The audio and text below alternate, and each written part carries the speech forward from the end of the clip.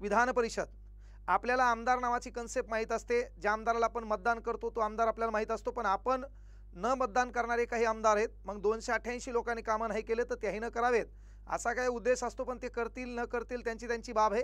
आपल्याला काही गोष्टी महत्त्वाच्या समजून घ्यायच्या, त्या जराशा लक्षात घ्या. आता पहा, विधान परिषद आणि विधान परिषदेच्या सभापती सन्माननीय राम शिंदे साहेब यांची नेमणूक झालेली आहे. पण तत्पूर्वी विधान परिषद जराशी आपण समजून घेऊया पोरो. पहा आता विधान परिषद, आता विधान परिषद म्हणजे काय, प्रत्येक गोष्टी क्लिअर करून दाखवतो, डबल पुन्हा लक्षात ठेवायची गरज पडणार नाही. विधान परिषद पोरो, याला राज्याचा आपण वरिष्ठ सभागृह म्हणतो, याला आपण राज्याचं द्वितीय सभागृह म्हणतो. मुख्य गोष्ट लक्षात घ्या, एखाद्या राज्यामध्ये आपल्याला विधान परिषद निर्माण करायची असेल तर त्यासाठी राज्यघटनेमध्ये कलम 169 नमूद आहे. मग त्या राज्यामध्ये जी विधानसभा असेल तर त्या विधानसभेच्या लक्षात घ्या 2/3 बहुमत मिळालं तर कलम 169 नुसार त्या राज्यामध्ये आपण विधान परिषदेची नेमणूक करतो.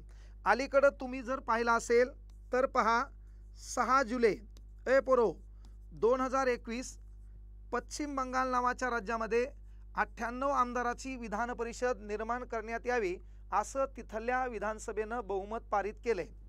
त्यानंतर याच्या अगोदर तुम्ही पाहिलं असेल की बाबा 24 ऑगस्ट 2018 रोजी ओरिसा नावाचं राज्य आहे, या ओरिसा नावाच्या राज्यानं त्या ठिकाणी काय म्हणलो मी तर पहा 49 आमदार असावे अशी विधान परिषद निर्माण करण्यासाठी काय केले, त्या राज्याच्या विधानसभेमध्ये विधेयक पारित केले.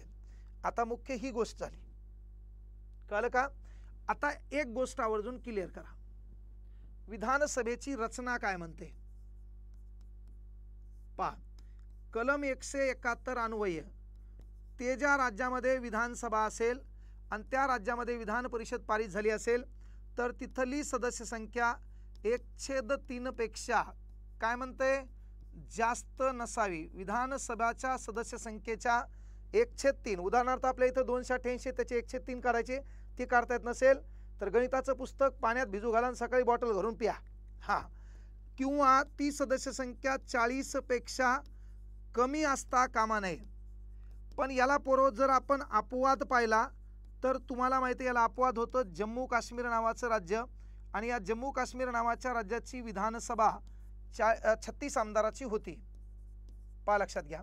अलीकडं आपण पाहिलं किंवा 5 ऑगस्ट 2019 370 नावाची कलम जम्मू काश्मीरमधून हटवण्यात आली, त्या ठिकाणची विधान परिषद बरखास्त करण्यात आली, त्याचा राज्य म्हणून दर्जा उडवला. तिथं आपण नव्यानं 2 केंद्रशासित प्रदेश निर्माण केले, जम्मू काश्मीर आणि लडाख. आता ही एक गोष्ट.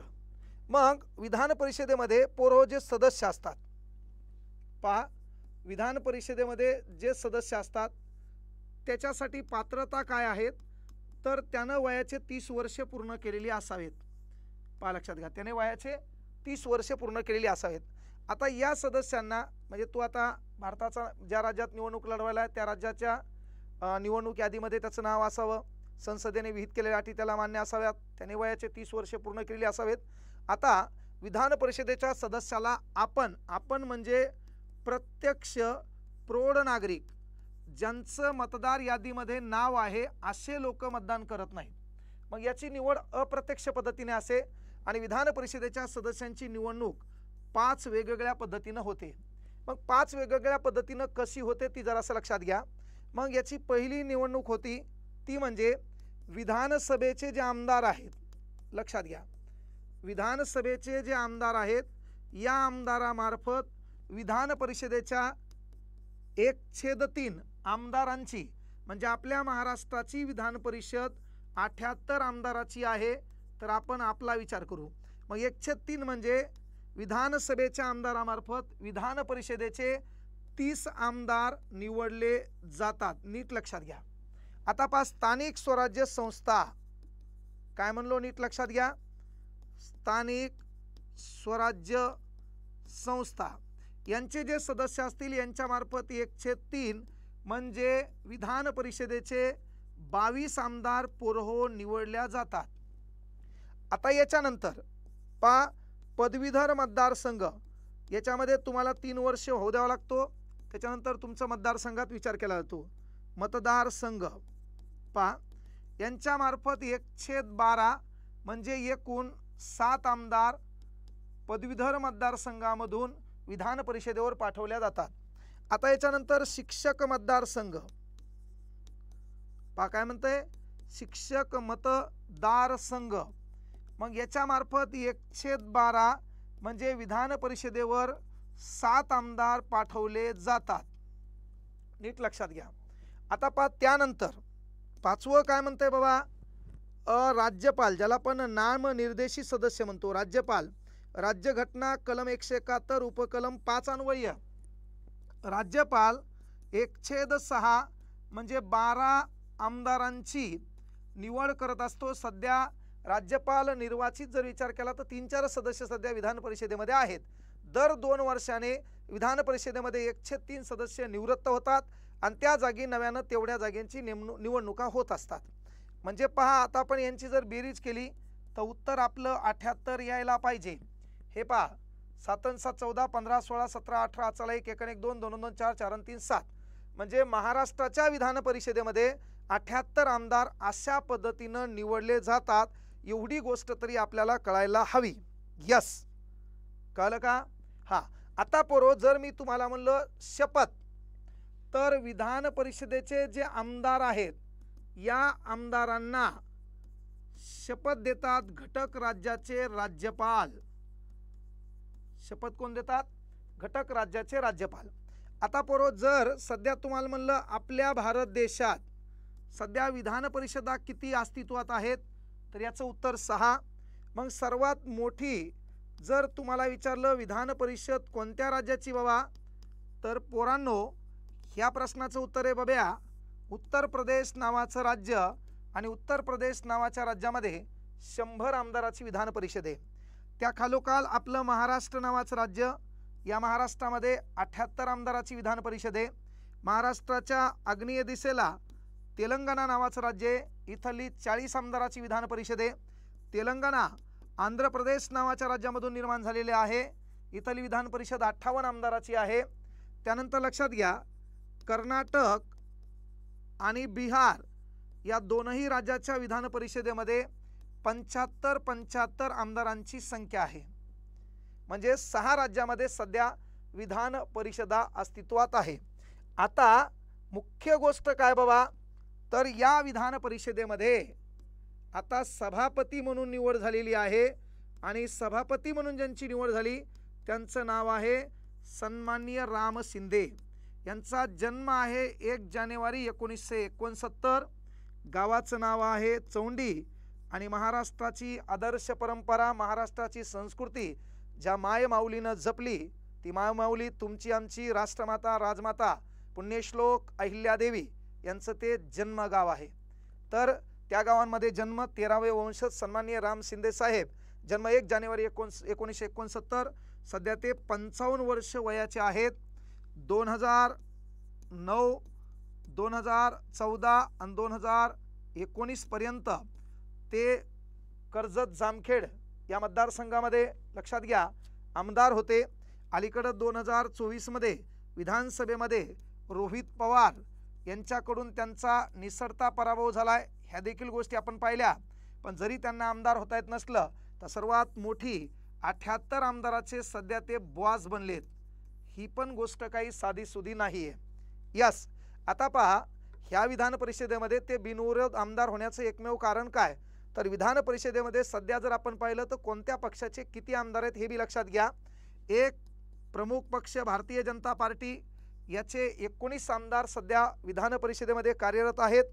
त्यानंतर शिंदे साहेब यांची शिवसेना यांचे 7 आमदार. त्यानंतर अजितदादा गट पहा यांचे 7 आमदार, शिंदे गटांचे 6 आमदार. त्यानंतर लक्षात घ्या काँग्रेस आणि उद्धव गट, काँग्रेस आणि उद्धव साहेब ठाकरे यांचे प्रत्येकी 7-7 आमदार. कळलं का? हां, शरद पवार गटाचे 3 आमदार आणि इतर 3 अशी सध्या जी आपल्या महाराष्ट्राची विधान परिषद आहे त्या विधान परिषदेमध्ये असणारी सदस्य संख्या आहे. आणि म्हणून सर्वाधिक बहुमत सध्या महायुती सरकारकडे आहे इथं पण। आणि आता आमदारामार्फत आमदार निवडणारी जे 30 आमदार आहेत म्हणजे साहजिकच पुन्हा महायुतीचेच आमदार विधान परिषदेमध्ये पण जास्त असतील। म्हणून लक्षात घ्या, महायुतीनं ही प्रमुख जबाबदारी सन्माननीय राम शिंदे साहेब यांच्याकडे दिलेली आहे। यस, म्हणजे इथं आपण अतिशय सोप्या पद्धतीनं प्रत्येक गोष्टी पाहिल्यात। आता पहा, मंगलदास पकवासा 1937च्या दरम्यान भारतात पहिल्यांदा विधान परिषद अस्तित्वात आली आणि महाराष्ट्र विधान परिषदेमध्ये मंगलदास पकवासा हा पहिला व्यक्ती विधान परिषदेचा सभापती आहे। महाराष्ट्र स्वातंत्र्य होण्या अगोदर म्हणजे भारत स्वतंत्र होण्या अगोदर आपली जी विधान परिषद निर्माण झाली त्या विधान परिषदेचे प्रथम अध्यक्ष होते मंगलदास काय म्हणतो पकवासा। आपला महाराष्ट्र निर्माण झाला तेव्हा विठ्ठल सखाराम पेज 1960ला महाराष्ट्र निर्माण झाला। 1 मे 1960ला महाराष्ट्र निर्माण होणारं भारतातलं 14वं राज्य बनलं आणि विठ्ठल सखाराम पेज हे आपल्या विधान परिषदेचे स्वतंत्र महाराष्ट्राचे काय बनले, अध्यक्ष सभापती बनले। या विधान परिषदेच्या महिला सभापती होणाऱ्या ज्या महिला आहेत त्यांचं नाव आहे नीलम गोरे। ही पण गोष्ट आपल्याला लक्षात असायला हवी। तर 1 जानेवारीला जन्माला आलेले सन्माननीय 1969 सन्माननीय राम शिंदे साहेब अहिल्याबाई होळकर यांच्या घराण्यातील वंशज यांच्याकडं विधान परिषद सभापतीचा धुरा प्रमुख जबाबदारी त्यांच्या खांद्यावर टाकण्यात आलेली आहे। म्हणून आमदार म्हणून तिकडं न निवडून आलेला जरी व्यक्ती असेल, निसटता पराभव झाला असेल, त्या ठिकाणी फेअर चेकिंग झालं होतं, पाहिलं होतं आपण विधानसभेमध्ये अलीकडे लय कुटाणे झाले आणि त्याच्यामध्ये जे काही फेअर मतदान डबल मोजण्यात आलं त्यामध्ये प्रथम डिक्लेअर झालं होतं राम शिंदे साहेबांचं आणि नंतर डिक्लेअर झाले रोहित पवार साहेब, हेही आपण पाहिलं असेल। तर या विधान परिषदेचे सध्या जे सभापती बनलेत ते सभापती आहेत BJP पक्षानं ज्यांच्यावर धुरा सांभाळण्याचं काम दिले ते सन्माननीय राम शिंदे साहेब यांना विधान परिषद सभापती झाल्याबद्दल पुढील कार्यकाळासाठी पुढील वाटचालीसाठी भरभरून शुभेच्छा। मग विधान परिषदेमध्ये आमदार कसे निवडले जातात, कोणामार्फत निवडले जातात, त्याच्यानंतर त्यांचं कामकाज काय, जसं विधानसभेमध्ये तसंच तिकडं काम आहे। या सभागृहाला मात्र वरिष्ठ सभागृह म्हणतात। या सभागृहामध्ये कधी बरखास्ती होत नसते। दर 2 वर्षाला 1/3 लोक म्हणजे एकूण 78चे 1/3 लोक काय होतात, रिटायर होतात, आपल्या भाषेत निवृत्त होतात आणि त्या जागी तेवढ्याच पदांसाठी निवडणुका होतात। ओके, म्हणजे सोप्या पद्धतीने आपण सांगितलं, हे तुम्हाला समजलं असेल। जय हिंद, जय महाराष्ट्र, शुभरात्री।